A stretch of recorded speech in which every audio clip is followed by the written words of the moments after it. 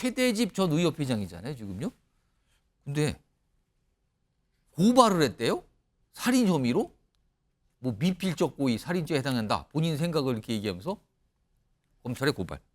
이거 어떻게 봐야 됩니까? 이게 사실은 이제 죄명의 차이가 아주 큰 부분인데 살인죄는 고의범입니다. 고의범. 고의로 내가 이 사람이 죽을 수 있다라는 걸 인식을 하고 그런 미필적인 의사가 있었을 때 이제 그렇게 처벌을 할 수가 있는 거고. 예. 이기인 개혁신당 최고위원인데요. 얼차려 요 중대장이요. 지금 조사 대상자잖아요. 실명을 언급합니다.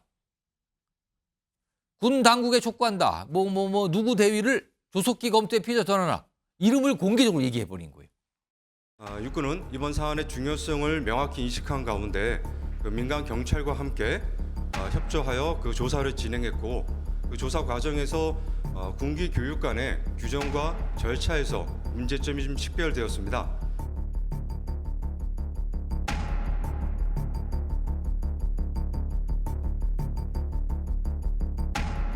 저는 이제 아들도 얘기를 했던 게 훈련을 하다 기절했다라고 얘기를 하는데 얼마나 힘들었겠냐. 뭐 근육이 다 높고 이거는 고문이잖아요. 우리나라가 뭐 살인죄가 의도가 없었지만 살인죄가 아니라고 하니 적어도 상해치사 정도는 그 중대장한테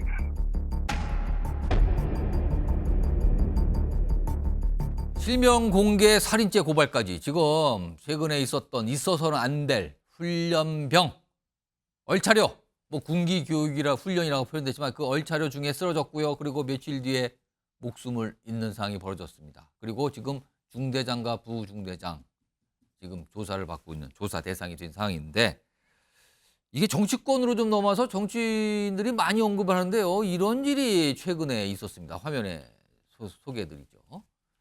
이기인 개혁신당 최고위원인데요. 얼차려 요 중대장이요. 지금 조사 대상자잖아요. 실명을 언급합니다. 군 당국에 촉구한다. 누구 대위를 조속히 검토해 피의자 전환하라. 이름을 공개적으로 얘기해 버린 거예요. 윤옥 교수님, 이거는 어떻게 봐야 될까요? 공개적으로 이름을 밝혔다. 지금 뭐 이기인 최고위원 입장에서는 그 당과 상의한 것이 아니고 예. 그 자신의 그 소신으로 이것은 공적으로 많은 사람들이 알아야 할 것이기 때문에 예. 혹시 그 법적인 처벌이 있다라고 하더라도 당연히 이제 달갑게 받겠다. 뭐 이런 이제 강력한 의지를 뭐 표명한 약간 것 정치적인 같습니다. 판단을 한 것 네, 같은데요. 뭐 정치적인 지금. 표명이 상당히 많이 깔려져 있는 것이 아닌가 생각이 됩니다. 왜냐하면 또 일각에서는 이것을 뭐 여성과 남성의 뭐 이러한 또 시각으로 접근을 하는 이런 면도 있기 때문에 나름대로 그것에 관한 집중도를 높이기 위해서 이름을 이제 알리게 되면 이름이 남성이냐 여성이냐 이거 분명하게 또 바깥으로 드러나지 않겠습니까? 그러한 이제 그 정치적 목적도 뭐 다분히 좀 있는 것이 아닌가 생각이 드는데요. 어쨌든 이제 그 큰 틀에서 보게 되면 이것이 사실상 그 법적인 처벌을 받을 가능성도 상당 부분 있을 수 있는 것임에도 불구하고 왜냐하면 본인이 그렇게 얘기를 했죠. 법적인 처벌도 당연히 난 감수하겠다. 내 소신이다. 그런데 그 뒤에 숨겨진 정치적인 득실을 더 먼저 높게 평가한 것은 아닌가 뭐 그런 생각이 듭니다. 왜냐하면 이게 우리 그 한국 사회에서 십수년 동안 밑에 깔려 있었던 남성과 여성의 갈등, 더군다나 정치 선거를 앞두고서 특정 정당에서는 남성 여성의 대립으로 이득을 보지 않았습니까? 그럼 앞으로도 그것을 활용할 수 있는 아주 적절한 물론 이제 지금 여러 가지 지금 그 군에 있어서의 훈련에 있어서의 문제 또 규정 위반 이것은 별도로 상당히 그 아주 휘발성이 높은 이슈이기 때문에 예. 이름까지 적극적으로 공개하겠다라고 얘기한 것이 아닌가 추정해 봅니다. 지금 이기인 최고위원이 뭐 저 이름을 공개한 이유도 뭐 여러 가지 본인의 소신이다. 그리고 문제제기를 계속하고 있는데 일단 목소리 좀 들어볼까요? 발언에 앞서 지난주 언급한 12사단 박훈련병의 명복을 거듭 빌면서 12사단 을지부대 중대장의 구속 수사와 엄벌을 재차 촉구합니다. 우려되는 지점이 없지는 않습니다만 또 본인의 이름을 걸고 실명을 거론했을 때는 그 나름의 의미가 있을 거라고 생각을 하고요. 예, 그 이상의 발언은 좀 제가 자제하겠습니다. 개혁신당 대표는 지금 헌화 대표는 약간 신중한 입장인데요. 이경윤 변호사, 이거 해당 중대장이 문제 삼을 소지가 있다고 보십니까, 이거? 일단은 뭐 형법상으로는 명예훼손이 문제가 될 수가 있는데 근데 이제 결국은 이게 뭐 국민의 공공이익을 위해서 국민의 알 권리를 충족시켜 주기 위해서 이제 했던 행동이라서 처벌이 안 되는지 이 부분에 대해서는 또 따져봐야 될 부분이 있긴 하거든요. 근데 지금 어쨌든 말씀을 하셨던 게 내 소신에 따라서 밝혔다라고 했는데 그 소신이라는 게 어쨌든 뭔가 이거를 밝힘으로 인해서 얻게 되는 이익과 그다음에 침해되는 저 상대방의 이제 피의자의 그렇겠죠. 피의자의 이런 인권과 어쨌든 앞으로의 그런 이제 삶의 방향에 대해서 이런 부분들이 이제 비교 형량에서 결정을 해야 될 부분인 것도 같고 예. 그리고 지금은 단계에서는 아직까지는 뭐 수사가 아주 초기 단계이기 때문에 예. 사실 이게 좀 지켜봐야 될 부분도 있고 그리고 이제 이 사람에 대해서 이제 만약에 실명을 언급을 해야 될 필요성이 있다면 우리나라에서는 또 특정 강력 범죄에 대해서 그렇게 이제 뭐 신상을 공개할 수 있는 그렇죠. 그런 뭐 제도를 또 마련해 놓고 형식 있거든요. 제도가 있어요. 예. 그래서 그런 제도가 있음에도 불구하고 이런 행동을 했기 때문에 그 부분에 대해서는 어떤 부분을 지금 근거로서 이렇게 판단을 했는지 예. 그 객관적인 근거가 있는지 여부에 대해서 수사기관에서 만약에 명예훼손으로 고소가 들어간다면 이 중대장 측에서 고소를 한다면 예. 그 부분을 따져가지고 처벌 여부에 대해서 판단을 하게 될 것 같습니다.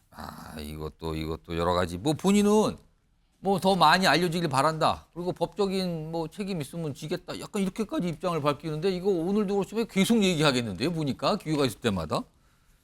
이런 상황에서요. 지금 이 군기훈련 얼차려를 시켰다고 지금 알려진 이 중대장. 여기서 참 얘기가 많은데 화면 좀 보겠습니다. 지금 뭐 어떤 이런 상황이라고 그러죠. 지금요. 요 얘기가 있어요. 지금 이게 여기 보시면 최대집 전 의협회장이잖아요. 지금요. 근데 고발을 했대요. 살인 혐의로 뭐 미필적 고의 살인죄에 해당한다. 본인 생각을 이렇게 얘기하면서 검찰에 고발. 이거 어떻게 봐야 됩니까? 이게 사실은 이제 죄명의 차이가 아주 큰 부분인데 살인죄는 고의범입니다. 고의범. 고의로 내가 이 사람이 죽을 수 있다라는 걸 인식을 하고 그런 미필적인 의사가 있었을 때 이제 그렇게 처벌을 할 수가 있는 거고 예. 지금 상황에서는 그런 고의가 없다라고 하면은 이거는 이제 어쨌든 중대장이라는 지위에서 제대로 이제 그런 뭐 이 사람이 사망에 이르지 않도록 그렇게 보호해야 할 주의 의무를 다하지 못했다. 업무상 과실로 가게 되거든요.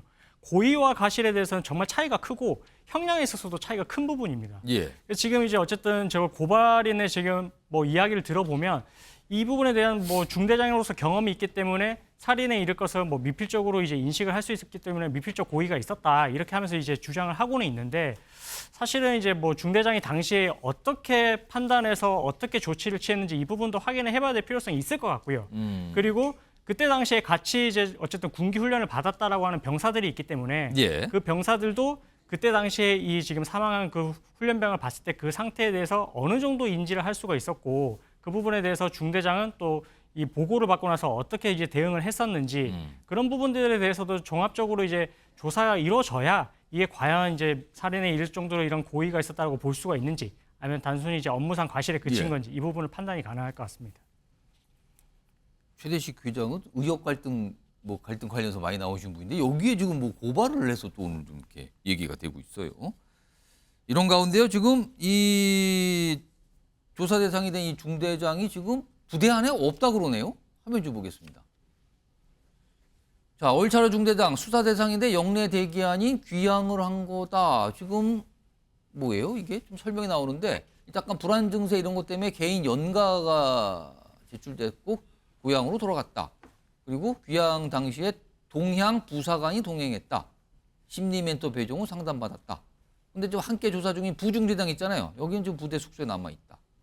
군축 설명은 아직 입건 안 된 사항이라 연가 신청 금지를 하는 규정 자체가 없습니다. 신청하면 받아줄 수밖에요. 약간 이런 취지인데 윤옥 교수님, 네. 이거 어떻게 상당히 봐야 좀 될까요? 특별한 사례 같습니다. 왜냐하면 어쨌든 간에 지금 예. 가해자의 지위라고 봐야 되는데 그런데 휴가가 나가고 귀향을 하고 예. 또 부사관과 함께 가는 이제 이런 사례가 있었을까? 물론 이제 군의 입장에서는 이른바 그 2차 사고에 대한 우려 때문에 예. 심리적인 좀 케어를 하기 위한 것이 아니겠느냐라고 하는 얘기가 나올 수 있지만 외관상으로서 보게 되면 너무 지금 가해자를 감싸는 이런 외관이 아니겠느냐.